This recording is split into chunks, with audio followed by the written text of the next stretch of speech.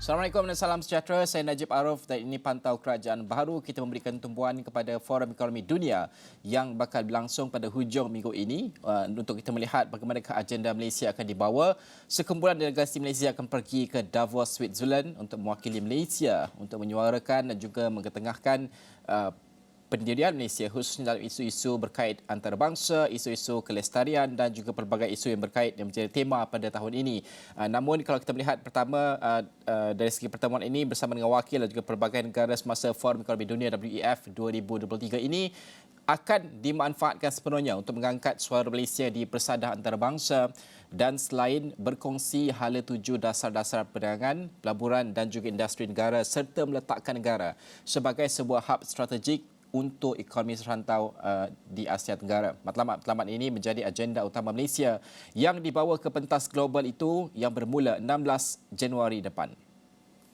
World Economic Forum ataupun WEF ini merupakan platform yang terbaik di awal tahun ini bukan saja untuk bertemu rakan-rakan yang melakukan antarabangsa yang sejawat tetapi juga berjumpa dengan syarikat-syarikat multinasional yang antarabangsa yang berminat untuk melabur di Malaysia dan meningkatkan juga pelaburan yang sedia ada. Dari segi persediaan kali ini, MITI dan agensi-agensi utama MITI, contohnya MIDA, Invest KL, sudah melakukan persiapan yang cukup dalam mengatur pertemuan dengan rakan sejawat dari negara-negara lain. Selain kerajaan, delegasi Malaysia kata beliau turut akan disertai oleh sektor korporat seperti wakil dari syarikat Petronas, Khazanah Nasional, Kumpulan Wang Simpanan Pekerja KWSP dan Permodalan Nasional Berhad PNB dan beberapa syarikat swasta lain. Jelasnya lagi, delegasi Malaysia turut akan berkampung di Malaysia House of Davos yang mana membolehkan agensi kerajaan dan swasta bekerja di bawah satu bumbung mempromosikan dan mengatur pertemuan bersama pemain perniagaan global. Jadi prioriti kita dalam WEF kali ini utamanya kita nak mengatur pertemuan dan juga menerangkan hala tuju kerajaan dalam industri-industri terutamanya kita nak mempereratkan lagi hubungan dengan komuniti pelaburan antarabangsa. Kedua, kita nak menzahirkan suara dan polisi kerajaan dalam isu-isu penting ekonomi dalam panel khas di dalam forum kali ini. Kita ada sesi tertutup, kita ada sesi khas, anjuran media juga di sekitar WEF pada tahun 2023. Misalnya, saya sendiri sebenarnya telah diundang untuk berucap dan bercakap di dalam beberapa panel tentang ASEAN, tentang rantaian bekalan global dan juga risiko ekonomi global. Oleh itu, naratif utama yang dibawa oleh MITI adalah kestabilan politik pasca PRU akan menjana ekosistem yang lebih kondusif. WEF 2023 di Davos, Switzerland dijadualkan pada 16 sehingga 20 Januari 2023. Tema Cooperation in a Fragmented World atau kerjasama dalam dunia yang terpisah yang diangkat dalam Forum Ekonomi Dunia WEF 2023 dilihat bersesuaian dan tepat. Buat Malaysia, tema kali ini menggambarkan realiti semasa cabaran global. Dan untuk itu pentingnya kerjasama antara negara yang terpisah sebelum ini dibina semula bagi menjayakan agenda-agenda besar. Dalam berhadapan pemulihan pasca pandemik, kita dapat lihat tekanan inflasi, geopolitik, apa yang berlaku di Ukraine dan Rusia. Saya rasa amat penting kita kembali mengingatkan dunia betapa pentingnya untuk kita bekerjasama dan menjayakan agenda-agenda besar seperti pertumbuhan ekonomi global, about sustainability, kelestarian dan juga about kemiskinan dunia. Itu membasmi kemiskinan. Namun realitinya kita hidup dalam keadaan fragmented di mana berpecah belah kerana ideologi, saling tidak mempercayai dan banyak lagi. Kepercayaan ini harus dibina semula dan Malaysia sebagai sebuah ekonomi yang terbuka dan berdagang sentiasa komited untuk membangunkan kerjasama dengan negara-negara yang mempunyai aspirasi yang sama. Malaysia juga komited untuk membantu menyumbang pada dunia yang lebih aman, persekitaran yang lebih lestari dan juga pembangunan yang mampat. Baik, bagi mengulas lanjut, kita bersama dengan pengarah strategi KRA Group Amir Farid Rahim yang juga akan menjadi sebahagian daripada delegasi Malaysia ke sana. Saudara Amir, terima kasih kerana bersama kami pada pagi ini. 6 bulan lepas kita pergi musim spring, kali ini musim sejuk di Davos itu, namun isunya terus hangat. Kalau kita melihat temanya terlebih dahulu, Cooperation in a Fragmented World, kerjasama dalam dunia yang terpisah. Malaysia, kita ada sejarah kita dari segi konteks politik kita yang terpisah selama ini. Mungkin kita melihat kerajaan perpaduan ditubuhkan dan wakil kerajaan perpaduan juga yang akan mewakili Malaysia ke sana. Bagaimana untuk kita mengangkat agenda seperti ini dan kita selarikan dan juga cantumkan dengan isu ekonomi yang mendasari segala perkara dalam dunia pada ketika ini, Saudara Amir? Terima kasih, Najib. Ya, betul. Kali ini WF World Economic Forum kembali pada bulan Januari di Davos berbanding tahun lepas di bulan Mei. Ya. Tetapi prospek perbincangan kali ini saya rasa mungkin akan didominasi oleh kesuraman iklim ekonomi global pada tahun 2023 ini. Jadi kalau ketika pandemik itu misalnya 2020, 2021, 2022 banyak diperkatakan tentang kerana sempadan ditutup sebagainya berlaku seolah-olah deglobalisasi.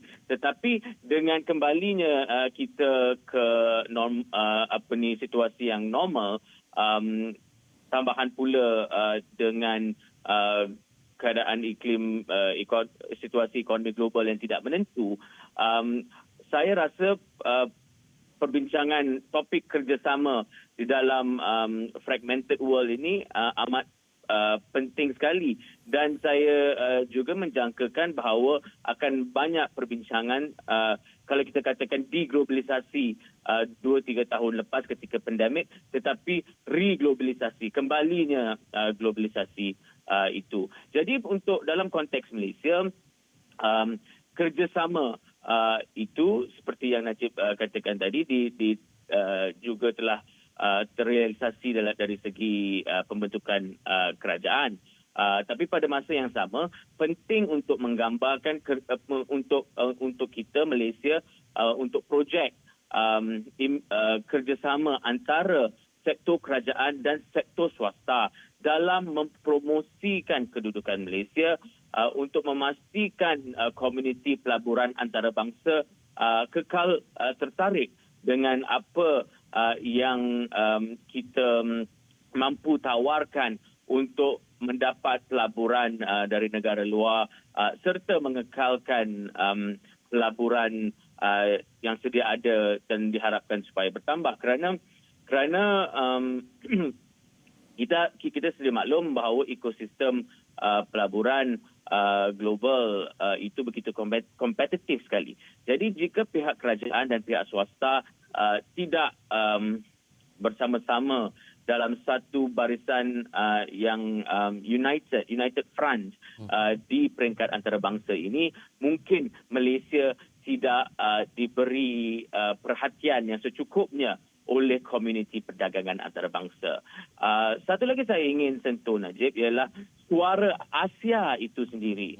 Malaysia harus bukan sahaja bercakap tentang soal Malaysia dan soal Asia Tenggara, tetapi juga membawa suara Asia itu di pentas dunia. Apatah lagi dengan keadaan ekonomi global yang cukup suram, Asia itu merupakan salah satu bright spot, ya, dengan pertumbuhan ekonomi di Asia Tenggara itu sendiri jauh lebih baik daripada average pertumbuhan ekonomi dunia, pertumbuhan ekonomi di India, juga dengan bukanya kembali sempadan China itu, pertumbuhan China juga dijangka lebih baik daripada apa jangkaan awalnya. Kalau kita melihat kerapuhan ataupun perkara yang berlaku di Eropah pada ketika ini berdepan juga dengan risiko kemelesetan ekonomi, di Amerika Syarikat juga perkara yang sama seperti Amir sebutkan tadi, Asia ini bright spot, khususnya Asia Tenggara ini. Sudah pasti persaingan di kalangan negara Asia Tenggara untuk menarik masuk pelaburan juga semakin sengit. kita perlu ada kelebihan. Sebagai contoh, sebelum ini kita katakan bahawa perpecahan politik itu faktor yang terpenting yang mempengaruhi kemasukan pelabur sebagai contoh telah pun boleh kita sifatkan sebagai selesai di peringkat Malaysia. Maka kelebihan lain harus kita ketengahkan. Mungkin dari segi modal insan ataupun segala bentuk ease of doing business yang boleh menarik minat mereka. Adakah semua resepi ini cukup kita ada untuk kita ketengahkan dan juga kita hamparkan di Davos nanti? Saya rasa dari segi resepinya, Najib, ramuannya sudah semua sudah ada ya. Kalau kita sedia maklum, komuniti pelaburan ini amat mementingkan kestabilan politik. Jadi apabila pasca PRU dengan adanya kerajaan tertubuhnya kerajaan baru itu kerajaan perpaduan, jadi ini sedikit banyak mengembalikan kepercayaan pasaran terhadap kestabilan politik di Malaysia. Tapi pada masa yang sama juga kita harus juga menumpukan bagaimana untuk memastikan ease of doing business itu kekal bertambah baik. Jangan berada di takuk yang lama. Bagaimana untuk memudah carakan menggunakan sistem digital, menggunakan sistem teknologi untuk memastikan pelaburan-pelaburan baru masuk ke negara kita. Pelaburan-pelaburan ke dalam sektor-sektor baru yang boleh menjana pertumbuhan ekonomi yang lebih baik, boleh memastikan kelestarian, boleh memastikan peluang pekerjaan dengan gaji yang baik juga untuk rakyat Malaysia. Jadi bila all the plus points plus points untuk Malaysia ini dari segi kestabilan politik, infrastruktur juga, infrastruktur digital, infrastruktur fizikal kita, talent pool kita, semua ini harus dipackagekan dalam satu rangka untuk memastikan bahawa orang komuniti pelaburan di luar sana melihat Malaysia itu mempunyai satu naratif ekonomi yang optimistik, satu naratif ekonomi yang positif yang boleh menggalakkan mereka untuk melabur di Malaysia dengan yakin.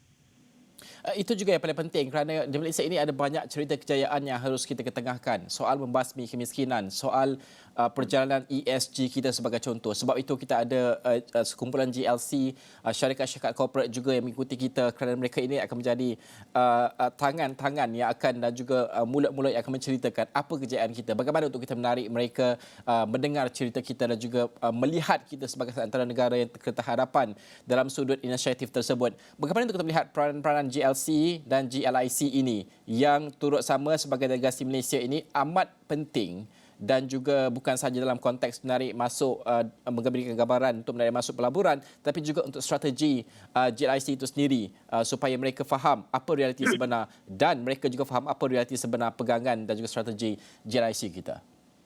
Betul. Untuk syarikat-syarikat swasta dan juga GLIC Malaysia, mereka merupakan penglibatan mereka di dalam World Economic Forum ini adalah dari selain daripada sudut perniagaan adalah penting sebagai brand ambassador untuk Malaysia itu. Jadi Petronas, Khazanah, EPF, PNB ini menjadi wakil kepada Malaysia dalam berdiskusi dengan syarikat-syarikat multinasional antarabangsa yang lain. Jadi perkara-perkara yang disentuh, contohnya tentang isu ESG, GLC ini juga bolehlah berkongsi apa yang telah dilakukan oleh syarikat masing-masing dan juga apakah ekosistem di Malaysia ini supaya komuniti perniagaan dan komuniti pelaburan luar mendapat gambaran yang jelas. Gambaran yang bukan sahaja dari pihak kerajaan tetapi juga dari pihak swasta. How is it on the ground? Dan bercakap tentang soal ESG ini, perlu juga untuk kita angkat suara Malaysia, suara Asia Tenggara, baik dari segi kerajaan ataupun GLC, untuk memastikan bahawa naratif tentang ESG itu, pertama sekali partisipasi kita sendiri memastikan kita menerapkan prinsip-prinsip yang baik tentang ESG dan kelestarian. Tapi pada masa yang sama ialah untuk memastikan bahawa kita berada di dalam perbincangan ataupun dialog, diskurs tentang ESG ini sendiri.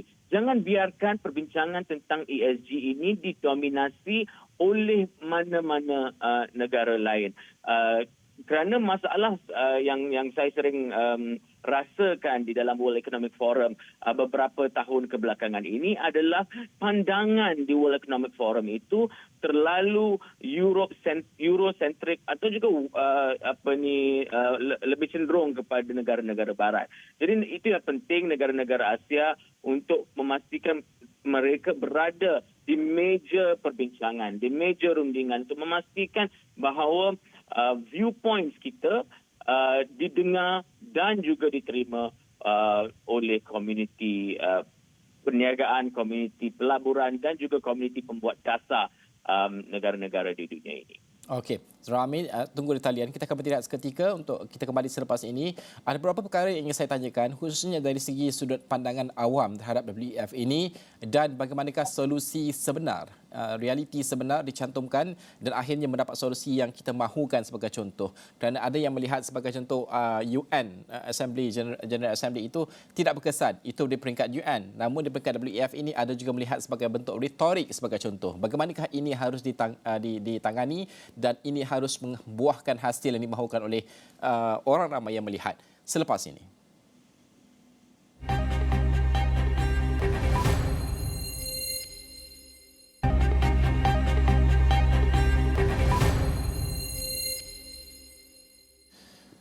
Kita masih lagi dalam pantau kerajaan baru memberikan tumpuan kepada Forum Ekonomi Dunia WEF yang bermula 16 hari bulan ini. Sudah pasti kita bersama dengan Amir Farid Rahim, pengarah strategi KRA Group. Kalau kita melihat WEF ini, ramai melihat bukan saja di peringkat Malaysia, di peringkat antarabangsa juga sebagai satu persidangan elit yang berlangsungnya pun di puncak di kawasan pergunungan di Davos itu, dan mungkin juga melihat bahawa banyak perkara retorik berbanding realiti yang diangkat sebagai contoh. Bagaimana persidangan pada kali ini harus dan mungkin juga berbeza dari segi mengubah pandangan tersebut, kerana ini adalah tempoh-tempoh yang cukup penting untuk kita faham. Tadi Saudara Amir katakan bahawa janganlah ia tertumpu sangat kepada Eurocentric sebagai contoh. Asia harus mengetengahkan suara kita kerana penting. Cerita kejayaan kita ini dalam kesepaduan Asia, Asia Tenggara dan sebagainya harus didengari dan juga difahami oleh mereka. Saudara Amir. Ya, betul. Persepsi bahawa World Economic Forum, Forum Ekonomi Dunia ini adalah satu persidangan yang elit itu memang tidak lari lagi lah. Memang sudah persepsi yang agak sudah lama beredar. Tapi pada masa yang sama, ia merupakan satu platform yang berjaya mengumpulkan pemimpin-pemimpin dunia dari kerajaan dan juga perniagaan dalam satu masa dan ketika untuk dan apabila kembalinya pada bulan Januari, ianya sebagai satu seperti yang dikatakan oleh Tengku Zafrul baru-baru ini bahawa ini agenda pembuka tirai untuk menentukan agenda ekonomi pada tahun 2023 ini. Kalau kita bercakap, kalau kita menyentuh tentang soal retorik, ya, kita harapkan bahawa kali ini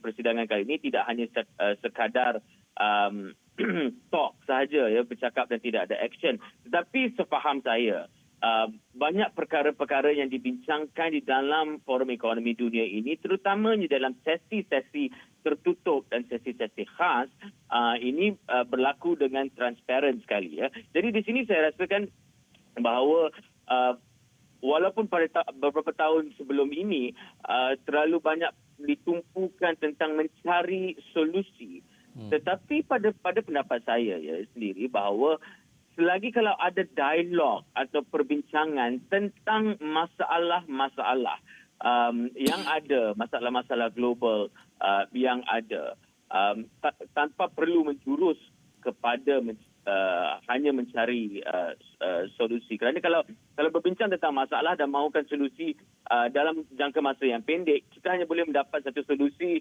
untuk jangka masa yang pendek. Tapi pokoknya jika bertemu dan berbincang tentang masalah ekonomi global, masalah kelestarian dan sebagainya,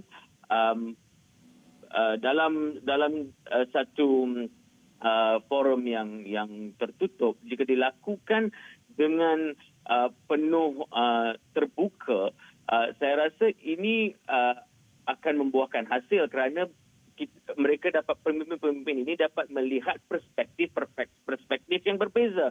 Afrika mempunyai perspektif yang berbeza bercakap isu kelestarian. Asia perspektif berbeza. Eropah perspektif berbeza. Jadi jangan hanya didominasi oleh perkara yang berlaku di sesuatu tempat. Kerana ini masalah World Economic Forum tahun lepas. Apabila kerana berlaku World Economic Forum itu berlangsung pada bulan Mei dan begitu dekat sekali dengan konflik yang baru saja berlaku ketika itu di Ukraine dan Rusia. Jadi seluruh agenda didominasi tentang Ukraine dan Rusia. Itu memang penting, tetapi terdapat banyak lagi konflik-konflik di dunia ini yang memerlukan perbincangan yang jelas, memahami permasalahan dari perspektif-perspektif yang berbeza supaya solusi jangka masa panjang yang berkesan dapat diambil. Itu yang saya ingin sentuh juga, Amir. Kalau kita melihat cooperation in a fragmented world ini, kalau kita melihat Mei lepas kita pergi itu, memang tumpuan utama adalah Ukraine dan juga Rusia. Apabila dihamparkan tema ini, cooperation, ini perkataannya besar sekali. Bagaimana untuk kita melihat, adakah ego itu di peringkat blok Eropah sebagai contoh, sudah pun adakah ini petanda bahawa boleh diredakan ego itu? Kerana setakat ini kita melihat tidak ada penyelesaian kerana masing-masing ada ego sendiri dalam mencari penyelesaian tuntas kepada isu tersebut.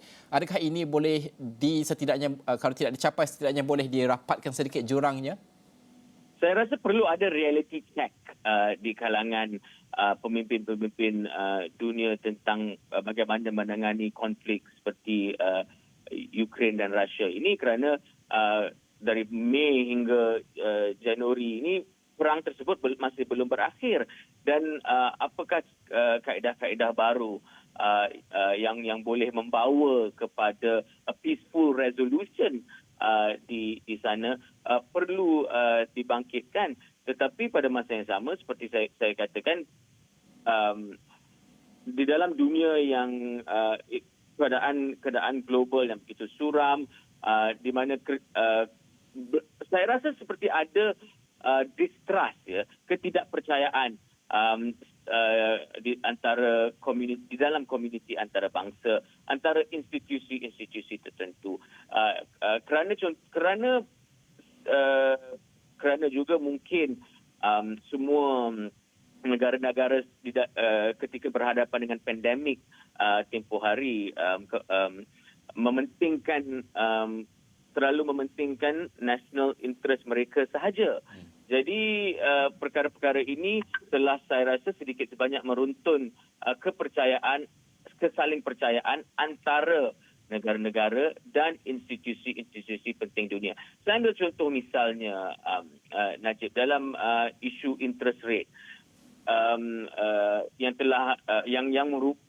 yang merupakan langkah yang diambil untuk mengawal inflasi berikutan masalah energi di Eropah. Negara-negara barat negara-negara maju menaikkan kadar faedah bank sentral mereka. Dan keputusan mereka ini adalah untuk ekonomi mereka sendiri, tetapi kita di seluruh dunia, kita terutamanya di negara-negara membangun, di emerging market, Malaysia tidak terkecuali, mendapat tempiasnya. Jadi bagaimana untuk kita memastikan bahawa kerjasama global yang ingin dibangunkan ini di dalam satu situasi di mana institusi-institusi sendiri saling tidak mempercayai, negara-negara sendiri semua mementingkan diri sendiri, bagaimana untuk kita bangunkan kerjasama baharu ini pasca pandemik? Itu persoalan yang harus dituntaskan di dalam World World Economic Forum kali ini. Baik, Amir, kita berbaki 3 minit lagi. Saya nak memberikan gambaran kepada penonton kita pada masa ini. Di Forum Ekonomi Dunia itu berlangsung dalam satu dewan yang besar. Di luar itu ada satu jalan yang panjang dari atas ke bawah, dan di sepanjang jalan itu ada house mengikut negara-negara utama yang membuka booth mereka, tapi dalam bentuk rumah. House of Ukraine, House of India dan sebagainya. Saya masih ingat Mei lepas kita belum ada House of Malaysia pada ketika itu. Saya dan rakan-rakan tugas yang lain pergi menumpang ke House of Indonesia sebagai contoh untuk rasakan makanan Asia kembali setelah beberapa hari di luar negara sebagai contoh. Kali ini kita berbeza kerana kita ada rumah kita sendiri, Malaysian House. Bagaimana kepentingan mengetengahkan perkara ini dengan wujudnya Malaysian House ini sebagai satu perkara ataupun langkah untuk kita memberitahu kepada delegasi juga bahawa Malaysia ada wakilnya, Malaysia ada suaranya, Malaysia ada isu yang dibawa melalui pewujudan Malaysian House ini. Betul, Najib. Kalau kita ingat tahun lepas kita berjalan di, kita panggil promenade, jalan utama dari Dewan ke kawasan luar bandar Davos itu. Apabila kita melihat negara-negara yang mempunyai house sendiri, rasa wah cukup bangga. Kita pun masuk untuk melihat apa yang ditawarkan oleh rumah-rumah ini, negara-negara ini. Kita juga belajar tentang dasar-dasar mereka. Jadi saya rasa apabila kita ada Malaysia House kali ini, saya juga tidak juga saya sendiri juga mahu excited untuk melihat Malaysia House ini. Tapi seperti mana kita tahu, gambaran Davos ini yang hadir untuk yang dapat mengikuti mesyuarat ini hanyalah sekitar 2,000 pemimpin utama yang paling senior di dunia ini dari segi perniagaan dan kerajaan. Tapi ramai saja, ribuan, mungkin puluhan ribu yang juga hadir untuk bersama-sama melakukan pertemuan di sekitar forum ekonomi ini. Jadi saya rasa apabila ada Malaysia House itu, syarikat ahli-ahli perniagaan yang selama ini mungkin tidak begitu mengenali atau memahami tentang negara kita, mereka mungkin boleh masuk dan berjumpa dengan komuniti perniagaan, wakil-wakil kerajaan yang hadir dari Malaysia untuk mengikuti mendapat input tentang negara kita. Jadi itu juga satu bentuk soft promotion. Dan negara-negara lain di dunia ini semua mempunyai rumah pavilion mereka masing-masing dan banyak acara-acara di sekitar yang dilakukan untuk mempromosikan negara masing-masing. Okey, Saudara Amir, best of luck untuk trip pada kali ini. Kalau berada di puncak Gunung Shazab itu, jangan lupa menghantar gambar juga untuk kita mengenang balik memori atau membual kita di atas pergunungan tersebut. Terima kasih kerana bersama kami pada jam ini. Amir Farid Rahim, pengarah strategi KRA Group. Itu saja untuk pantau kerajaan baru pada jam ini. Jangan lupa ikuti semua kandungan kami di laman web kami astro.com. Sekian saja, saya Najib Arif. Assalamualaikum, salam hormat.